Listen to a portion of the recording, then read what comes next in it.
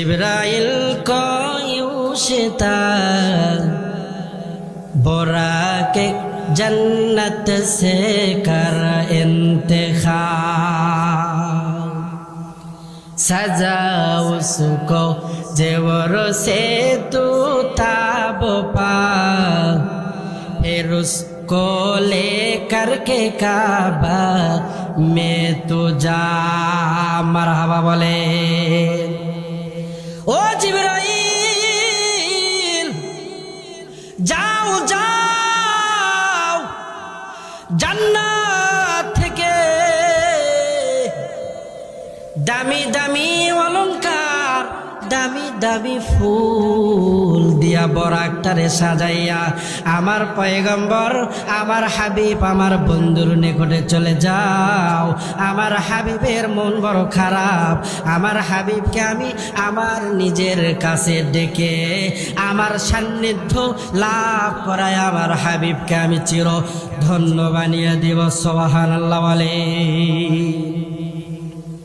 আমার ভাইয়েরা ভালো মতো খেয়াল করেন, আল্লাহর হাবিব এশারের নামাজ আদায় করার পর উম্মে হানির ঘরে নবীজির ফুফাতো বোন, আবার কোন বর্ণনা আসতে আল্লাহর হাবিব হাতিমে কাবায় শুয়েছিলেন, আবার কোন বর্ণনায় পাওয়া যায় আল্লাহর হাবিব শিহাবে আবি তালিব ছিলেন। তবে প্রাধান্যতম মত হলো আল্লাহ পাকের হাবিব উম্মে হানির ঘরে শুয়েছিলেন।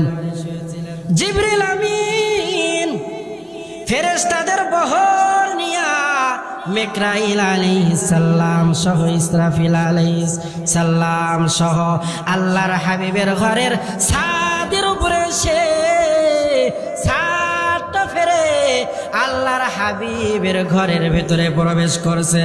আল্লাহর হাবিব ঘুমন্ত, জিবরিল আমিন তার পাখা দ্বারা আল্লাহর হাবিবের পায়ের কিনারায় টাচ করা মাত্রই আল্লাহর হাবিবের ঘুম ভেঙে যায়। মারহাবা বলে। আমার ভাইরা ভালো মতো খেয়াল করেন, ও জয়নগর এলাকার যুবক ভাই, আমিও তোমাদের মতো একজন সন্তান।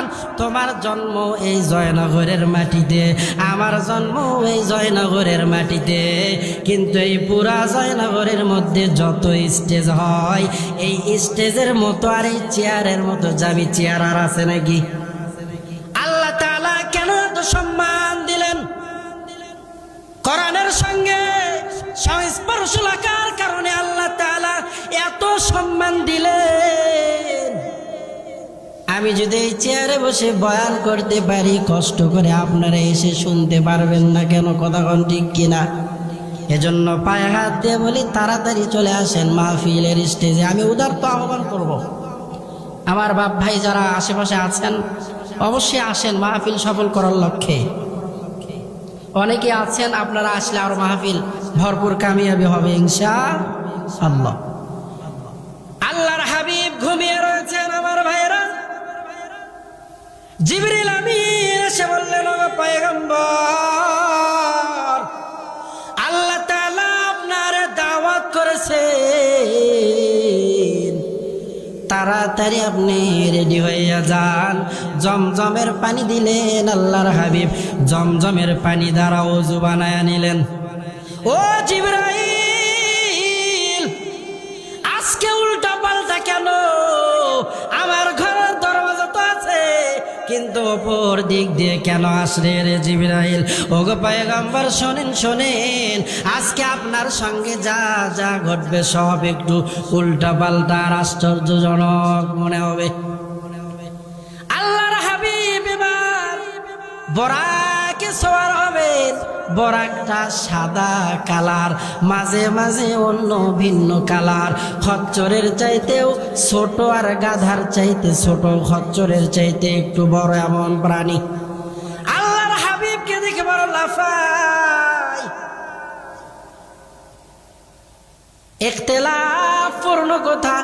এরপরে আল্লাহর হাবিব বলল, জিবরাইল বলল, বরাক আল্লাহর হাবিবকে দেখে লাফাও না, কারণ ইনি সাধারণ কোনো মানুষ নয়, ইনি হলো দুজাহানের সরদার মুহাম্মদ সাল্লাল্লাহু আলাইহি ওয়াসাল্লাম।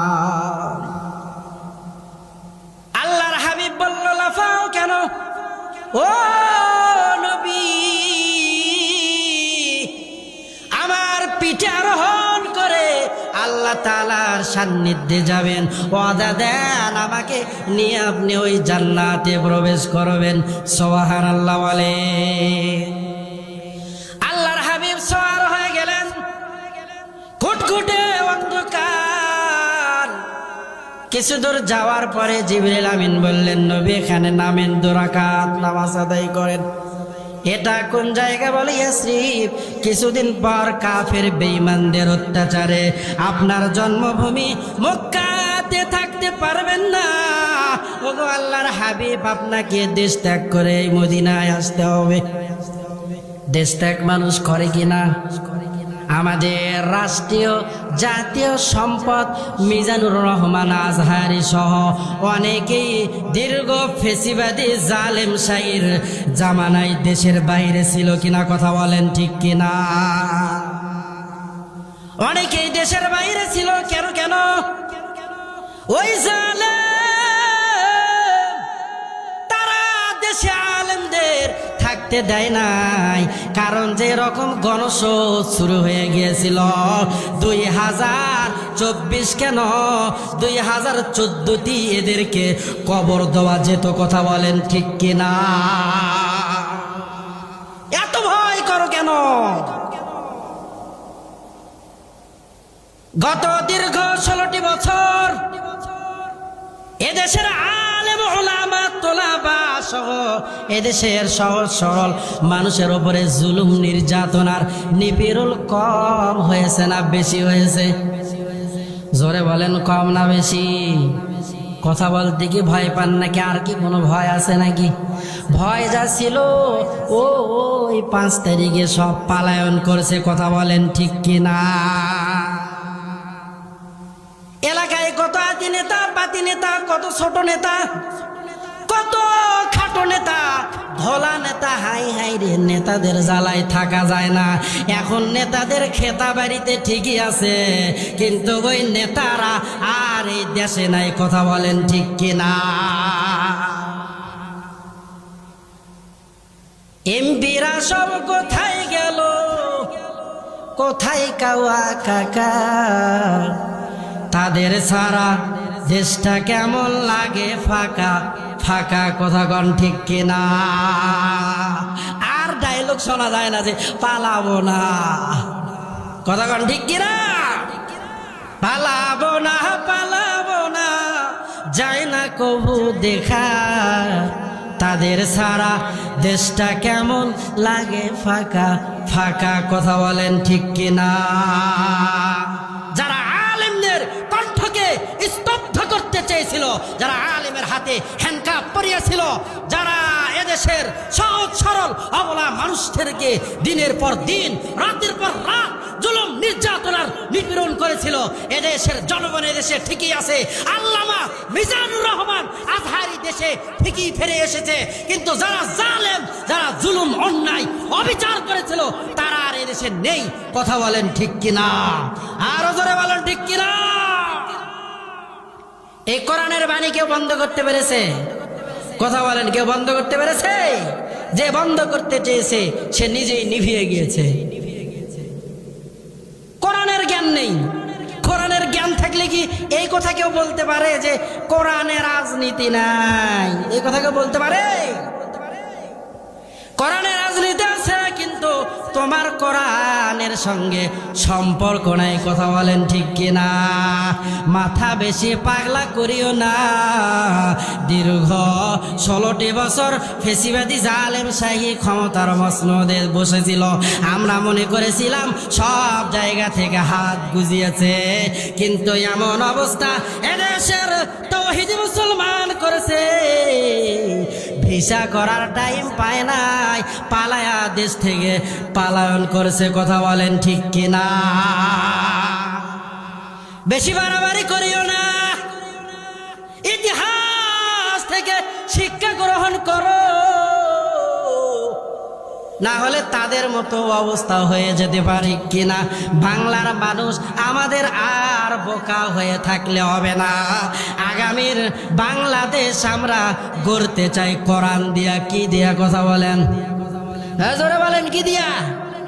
আগামীর বাংলাদেশ গড়তে চাই কোরআন দিয়া। সব দেখা শেষ, যখন নির্বাচন চলে আসে তখন বড় বড় টুপি পইরা আর দামি দামি পাঞ্জাবি, আবার খালি পাঞ্জাবি না, রিপু করা, আবার কালারিং রিপু। কি ব্যাপার নেতা, জিন্দেগিতে শার্ট পরিধান করে চললেন, এখন কেন পাঞ্জাবি পরিধান করেছেন, তা আবার মাঝে মাঝে কালারিং রিপু? এরে তোমরা জানো না, এদেশের মানুষদেরকে ধোকা দিতে গেলে কালারিং পাঞ্জাবি ছাড়ার, যার কপালে জীবনে সেজদা লাগে না, যার মাথায় জীবনে টুপি লাগে না, ওই স্যান্ডেল তার টাক ঢাকার জন্য টুপি পরে। কথা বলেন ঠিক কিনা? সত্যি কথা, একটু তিতা তিতা লাগে। কি লাগে? আমার ভাইরা, আল্লাহর হাবিব ওই মদিনায় চলে গেলে। ওগো আল্লাহর হাবিব, এই অত্যাচারে আপনি মক্কাতে থাকতে পারবেন না, মদিনায় চলে আসতে হবে। এরপরে আল্লাহর হাবিবকে নিয়ে বহুতর বেস্তর আলোচনা, বলার টাইম নাই। আল্লাহর হাবিবকে নিয়ে চলে গেলেন তুর পাহাড়ে, সেখান থেকে মসজিদ আকসায় নিয়ে গেলেন।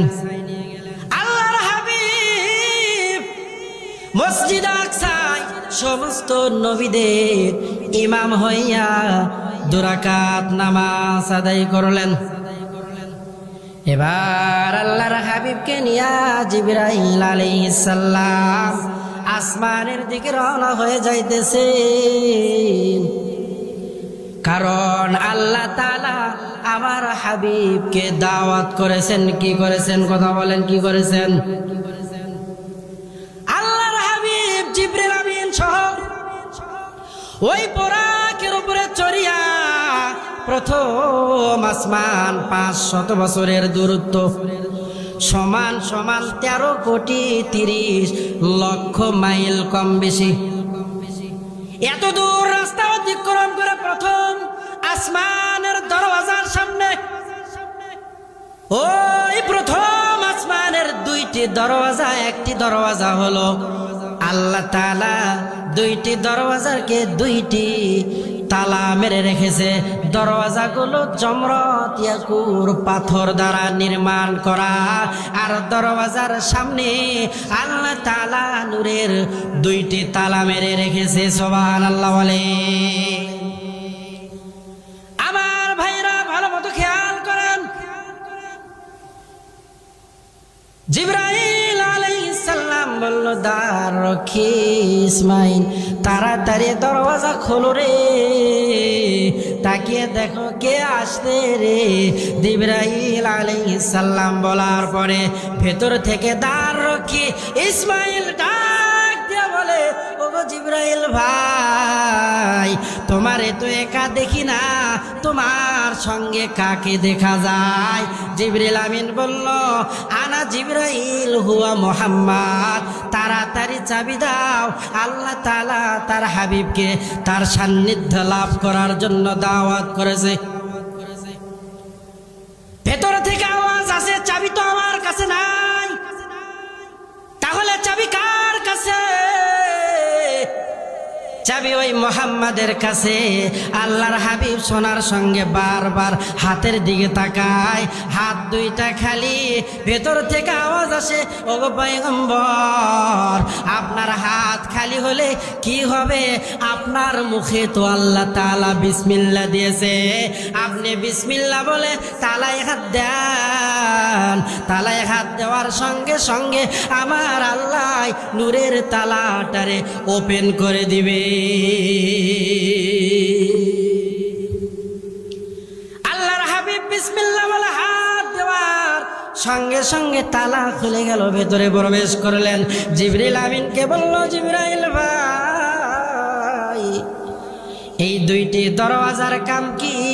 জিবরাইল আলাইহিস সালাম এবার বলল, একটি দরওয়াজা দিয়ে আল্লাহ তাআলা বনি আদমের ইবাদতগুলো উপরে উঠায় নেয়, আর একটি দরওয়াজা দিয়ে আল্লাহ তাআলা সমস্ত মাখলুকের খানার ইন্তজাম করে। সুবহানাল্লাহ বলে। আমার ভাইরা ভালো মতো খেয়াল করেন, আল্লাহ রাব্বুল আলামিন আল্লাহ পাকের হাবিবকে প্রথম আসমানে নিয়ে গেলেন। প্রথম আসমানের নাম আর-রাকি। প্রথম আসমানটা সাদা মার্বেল দিয়ে আল্লাহ পাক তৈরি করেছেন। কি মার্বেল দিয়ে? কথা বলেন, কি মার্বেল দিয়ে? সাদা মার্বেল দিয়ে আল্লাহ তাআলা প্রথম আসমানটারে সৃষ্টি করেছেন। কিন্তু আমরা যখন নিচ থেকে উপরের দিকে তাকাই, আমাদের চোখে নীল নীল পড়ে কিনা? কথা বলেন, নীল নীল পড়ে কিনা? কেন? আল্লাহ তাআলা এই সাদা মার্বেল পাথরের উপরে বিশাল সুবিশাল সমুদ্র বানিয়েছেন। সমুদ্রের পানি হলো নীল। এই জন্য আমরা যখন দুনিয়া থেকে আসমানের দিকে তাকাই, তখন আসমানটা নীল নীল দেখা যায় কিনা? প্রথম আসমানটা আল্লাহ তাআলা দুধের মতো সাদা করে বানিয়েছেন। আল্লাহর হাবিব প্রথম আসমানে পয়গম্বর আদমের সঙ্গে দেখা করার পরে দ্বিতীয় আসমানের দিকে রওনা হলেন। 500 বছরের পুর পেরিয়ে, 500 বছরের ফাঁকা জায়গা পেরিয়ে আবারও দ্বিতীয় আসমানের সামনে দুইটি দরওয়াজা আল্লাহ তাআলা বিসমিল্লাহর মাধ্যমে খুলে দিলেন। দ্বিতীয় আসমানে যাওয়ার পরে ঈসা নবীর সঙ্গে আল্লাহ পাকের হাবিবের দেখা। তৃতীয় আসমানে যাওয়ার পরে আল্লাহ তাআলা নবী ইউসুফের সঙ্গে আমার হাবিব, আমার পয়গম্বর, আমাদের নেতা মুহাম্মদ সাল্লাল্লাহু আলাইহি ওয়াসাল্লামের সাক্ষাৎ করায় দিলেন। সুবহানাল্লাহ বলেন। আমার ভাইয়েরা, আল্লাহর হাবিব পয়গম্বর ইউসুফের চেহারার দিকে তাকালে আর মনে মনে ভাবলেন, আরে আল্লাহ মনে হয় দুনিয়ার অর্ধেক সৌন্দর্য এই নবী ইউসুফ রে দান করেছে। আল্লাহর নবীর চেহারা একবার হাসে, আবার চেহারাটা একটু মলিন হয়ে যায়। আল্লাহ তাআলা তার বন্ধুর ভেতরের খবর জানেন কিনা বলেন? ও হাবিব, আপনার মন খারাপ কেন? আল্লাহ তাআলা আপনি নবী ইউসুফ রে এত সৌন্দর্য দান করেছেন, আমার উম্মতের চেহারা তো খারাপ। আল্লাহ জানিয়ে দিলেন, হাবিব চিন্তা করার কোনো কারণ নাই। আপনার উম্মতের মধ্যে যারা আমি আল্লাহ তাআলার বহুবিধ নিয়ামতের জান্নাতে দাখিল হবে, তাদের চেহারা পয়গম্বর ইউসুফের চাইতেও বেশি সুন্দর হবে। সুবহানাল্লাহ বলে। মন খারাপের আর কোনো কারণ আছে? আল্লাহর হাবিব চতুর্থ আসমানে গেলেন। চতুর্থ আসমানে যাওয়ার পরে ইদ্রিস আলাইহিস সালামের সঙ্গে দেখা সাক্ষাৎ হয়ে গেল।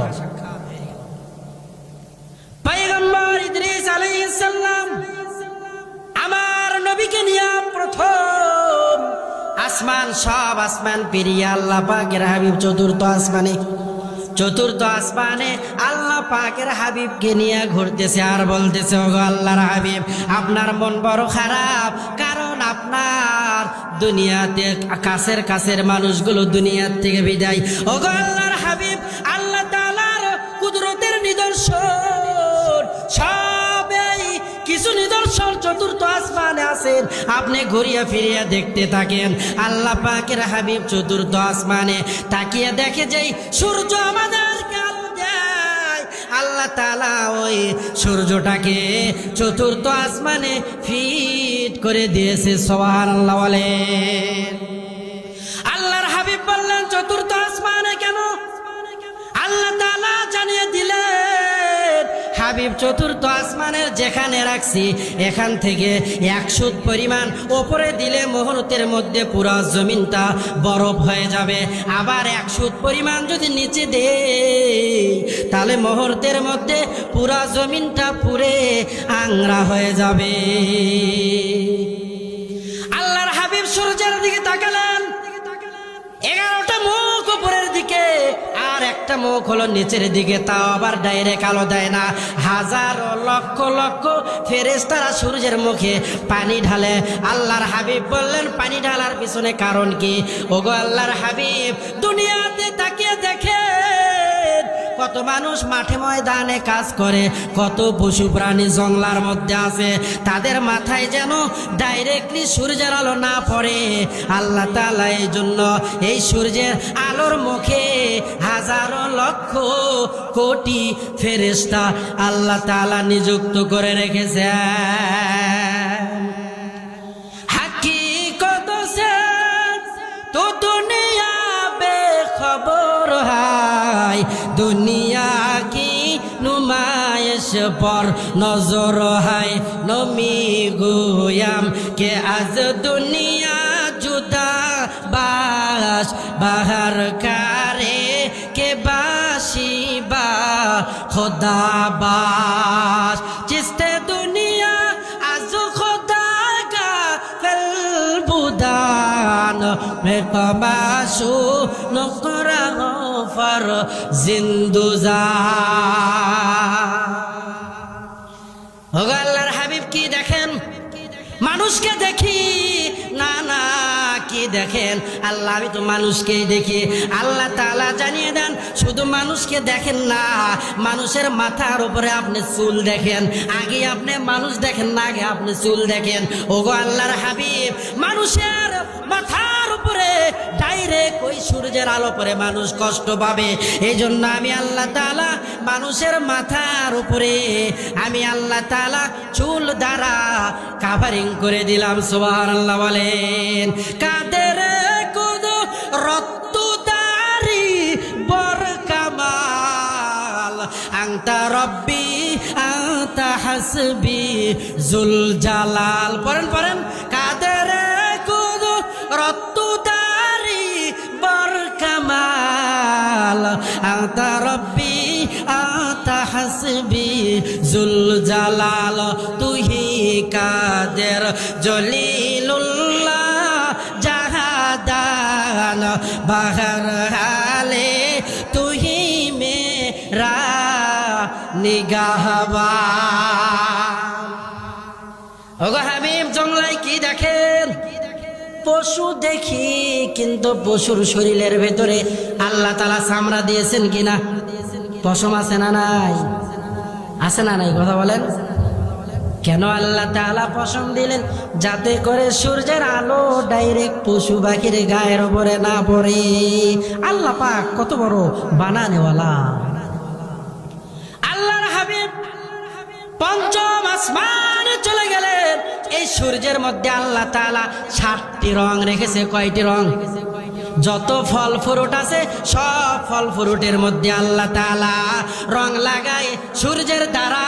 এই সূর্য এই পৃথিবী থেকে 13 লক্ষ গুণ বড়। এই পৃথিবী থেকে এই সূর্য 13 লক্ষ গুণ বড়। আর ওই চন্দ্র এই পৃথিবী থেকে 50 গুণ ছোট। কত গুণ ছোট? যেখানে সূর্যের তাপ লাগে সেখানকার ফলের কালার গুলো টকটকা হয়। কথা কোন ঠিক কিনা? আর যেখানে চন্দ্রের আলো লাগে আল্লাহ তাআলা ওই ফলের ভিতরে স্বাদ কম দেন না বেশি দেন? জোরে বলেন, কম দেন না বেশি দেন? আল্লাহর হাবিব পঞ্চম আসমানে পয়গম্বর হারুনের সঙ্গে দেখা, ষষ্ঠম আসমানে নবী মূসার সঙ্গে দেখা। আল্লাহ তাআলা দ্বিতীয় আসমান বানিয়েছেন লোহা দ্বারা, তৃতীয় আসমান বানিয়েছেন তামা দ্বারা, চতুর্থ আসমান আল্লাহ বানিয়েছেন রূপা দ্বারা, পঞ্চম আসমান আল্লাহ তাআলা বানিয়েছেন স্বর্ণ দ্বারা, ষষ্ঠ আসমান আল্লাহ তাআলা বানিয়েছেন মুক্তা দ্বারা। এবার আল্লাহ পাকের হাবিব ও সপ্তম আসমানে চলে গেলেন। যাওয়ার পরে আল্লাহর হাবিব তাকিয়ে দেখে আল্লাহ তাআলা সপ্তম আসমান বানিয়েছে হলো লাল ইয়াকুত পাথর দ্বারা। সুবহানাল্লাহ বলেন। সপ্তম আসমানে যাওয়ার পরে বাইতুল মামুর, আমাদের কাবা শরীফ বরাবর উপরে বাইতুল মামুর আল্লাহ তাআলা কত ফেরেশতা বানিয়েছে জানেন? একবার এই বাইতুল মামুর যেই ফেরেশতা তওয়াফ করার সুযোগ পায়, কিয়ামত পর্যন্ত ওই ফেরেশতা আর এই বাইতুল মামুর তওয়াফ করার সুযোগ পাবে না। আমাদের কাবা হচ্ছে কোথায়? মক্কাতে। আর ফেরেশতাদের কাবা ওই বাইতুল মামুর, সাত আসমানের উপরে। আল্লাহর হাবিব তাকিয়ে দেখলেন পয়গম্বর ইব্রাহিম জাতির পিতাকে, কথা কয় না, জাতির পিতাকে মিল্লাতা বিকুম ইব্রাহিম হুয়া সাম্মাকুমুল মুসলিমিন।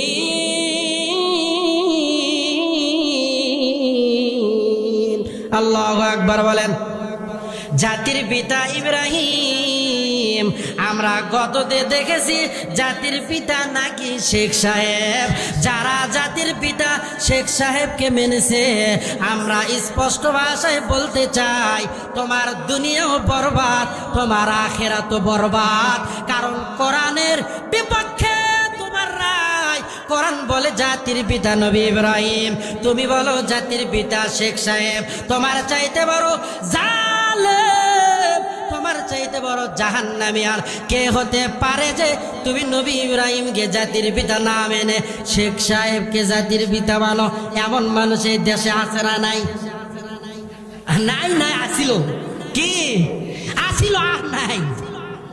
কথা কোন ঠিক কিনা? আল্লাহর হাবিব পয়গম্বর ইব্রাহিম ছোট ছোট বাচ্চাদেরকে পড়ায়। পয়গম্বর বললেন এরা কারা? আল্লাহর হাবিবকে জানিয়ে দেওয়া হলো যাদের ছোট্ট ছোট্ট বাচ্চা দুনিয়ার থেকে বিদায় নিয়ে চলে গিয়েছিল, কিন্তু অন্তরের মধ্যে আশা ছিল, আকাঙ্ক্ষা ছিল আমার সন্তানটারে হাফেজ বানাবো, আমার সন্তানটারে আমি আলেম বানাইব, আমার সন্তানটাকে আমি দ্বীনের দায়ী বানাবো। কিন্তু পারে না। আল্লাহ তাআলা আগে দুনিয়া থেকে উঠায় নিয়েছে। আল্লাহ তাআলা ওই মা বাবার মনের আশা পূরণ করানোর জন্য নবী ইব্রাহিমের দরসে বসায়া তাদেরকে হাফেজ আলেম বানাইতেছে। সুবহানাল্লাহ বলে। এজন্য মাকে বলি, ও মা, তুমিও মা, আমার মাও একজন মা। আব্দুল কাদেরের জেলানিও মা, নবীর মাও মা। তাদের গর্ভে থেকে একজন সন্তান হইল হাফেজ। কিন্তু তোমার অন্তরের ভেতরে এই আশা কেন যে আমার সন্তান ইঞ্জিনিয়ার হবে, ডাক্তার হবে, অমুক হবে, তমুক হবে? এই আশা পরে করো, আগে দুনিয়াতে আসুক। কথা বল ঠিক কিনা? যদি লেগে যায়, আপনি আপনার অন্তরের নেহরটারে খালেজ করেন যে আমার সন্তানটারে আমি হাফেজ আলেম বানাবো। হাত তোলেন, কারা কারা সন্তানকে হাফেজ আলেম বানাবেন? হাত তোলেন, হাত তোলেন। লিল্লাহি তাকবীর। আল্লাহ সকলকে কবুল করেন বলে আমিন। আল্লাহর হাবিব এবার ওখান থেকে সিদরাতুল মুনতাহায় চলে গেলেন। যাওয়ার পরে সঙ্গে জিবরাইল আলাইহিস সালাম। আল্লাহ পাকের হাবিবের মনে পড়ে গেছে, জিবরাইলকে একদিন বলছিলাম, জিবরাইল তোমার ওই সুন্দর চেহারাটা একটা দেখাও, তোমার ওই চেহারাটা আমাকে একটু দেখাও, তোমার চেহারা নাকি অনেক বড়। আল্লাহর হাবিবকে বলল, আল্লাহর হাবিব, দুনিয়াতে আমার চেহারা ওপেন করার মতো জায়গা নাই। আল্লাহর নবী জিদ ধরছে। আল্লাহর হাবিবকে বলা হলো আপনি বাইরে আসেন। আসার পরে আল্লাহর হাবিব এবার দেখলেন যে জিবরিল আমিন একটি পাখা যারা দুনিয়ার মধ্যে একটু আড়াল করছে, গোটা দুনিয়াটা অন্ধকার হয়ে গেছে। জিবরিল আমিন আবার দাহিয়াতুল কলবির শুরুতে আল্লাহর হাবিবের সামনে, ওগো হাবিব কি দেখলেন? আল্লাহর হাবিব বলে, গোটা দুনিয়াটা তো অন্ধকার। ওগো আল্লাহর হাবিব, আমার চেহারা ওপেন করার মতো জায়গায় দুনিয়াতে নাই। 600 ডানার মধ্যে একটি ডানার অর্ধেক দুনিয়াতে রাখতে চেয়েছিলাম, সেই জায়গা নাই। আমারে যদি দেখতে চান ওই সিদরাতুল মুনতাহায় যাইতে হবে। আল্লাহর হাবিবের মনে পড়ে গেছে, ও জিবরাইল, তোমার চেহারাটা দেখাইয়া দাও। আল্লাহর হাবিবকে জিবরিল আমিন চেহারা দেখানোর জন্য 600 ডানা উন্মুক্ত করে তার ওই ওই চেহারাটা আল্লাহর হাবিবকে দেখায় দিলেন। আল্লাহর হাবিব দেখে তো অবাক, এত বড় ফেরেশতা আল্লাহ বানিয়েছেন, না জানি ওই আল্লাহ আমার কত বড়। জিবরিল আমিন বলল, সালা কি করে ও নবী, আপনাকে একটু আমি দেখতে চাই। আমার চেহারা তো ভালোই আপনি দেখলেন। কেউ যদি আমরা দেখি মাঝে মাঝে অনেকে আম কুড়াই কিনা, কত কটা বেশি দুটো দেখি আগে, কয় না আগে তুড্ডো দেখা, কয় না আগে তুড্ডো দেখা। ছোট বাচ্চারা করে কিনা। এবার জিবরিল আমিন বলল, পয়গম্বর আপনার চেহারাটা আমার একটু দেখান। আল্লাহর হাবিব বলল, আমার চেহারা আসল রূপ দেখানোর জন্য দুনিয়াতে তো জায়গা নাই, ওই আল্লাহর সাত আসমানেও জায়গা নাই। আমার চেহারা যদি দেখতে চাও, লা মাকাল লা জামাল, ওই আরশে আজিম ছাড়া আমি নবীর চেহারাটা ওপেন করার জায়গা নাই। সুবহানাল্লাহ বলে। আল্লাহর হাবিবের শানে আল্লাহ এমনি আজিম শব্দ ব্যবহার করেছেন। আল্লাহ তাআলার হাবিব সহ এবার জিবরিল আমিন নতুন। এবার জিবরিল আমিন বললেন, ইনদা সিদরাতিল মুনতাহা, ও আল্লাহর হাবিব আল্লাহর জান্নাত এখানে।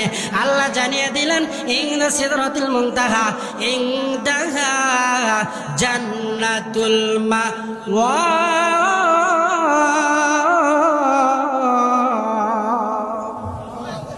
জান্নাতুল মাওয়া সেখানে অবস্থিত। আল্লাহর হাবিব জান্নাতের মধ্যে প্রবেশ করবেন। ভিন্ন একজন ফেরেশতা এসে আল্লাহর হাবিবকে নিয়ে জান্নাত দেখানোর পরে আল্লাহর হাবিবকে বললেন, ও হাবিব আপনি একটু আপনার উম্মতের জন্য আল্লাহ তাআলা যেই নহরগুলো ব্যবস্থা করে রেখেছেন, মাসালুল জান্নাতিল্লাতি বুইদাল মুত্তাকুন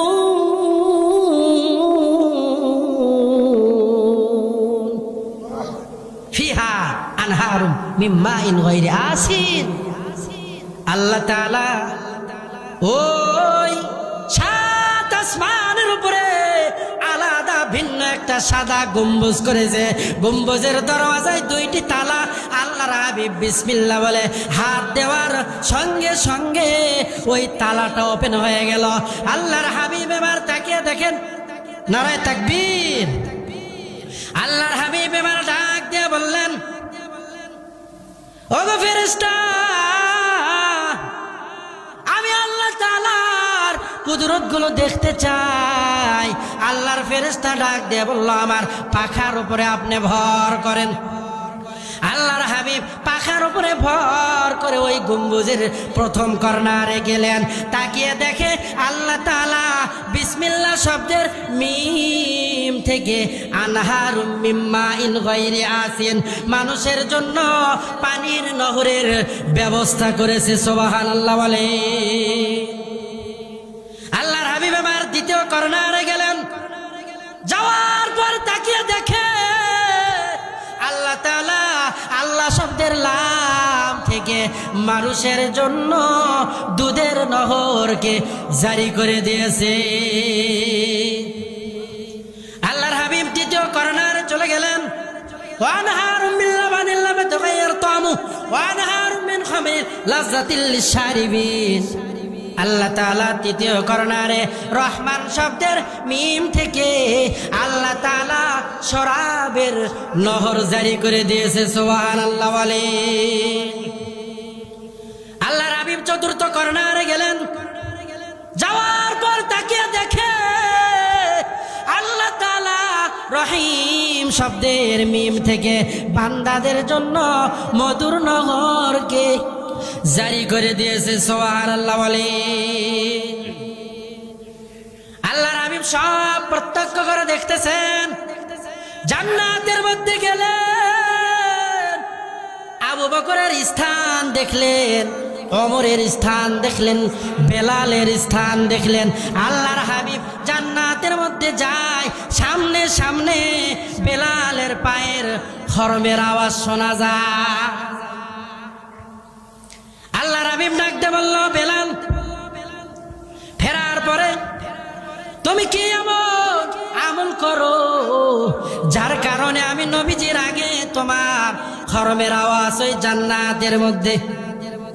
বেলাল রাদিয়াল্লাহু তাআলা আনহু ডাক দিয়ে বলল, ওগো আল্লাহর হাবিব, আমি তেমন কোনো আমল করি না, তবে আমি যখন ওযু করি তখন 2 রাকাত তাহিয়াতুল ওযু আর মসজিদে ঢোকার পরে দুখুলুল মসজিদ আদায় করি।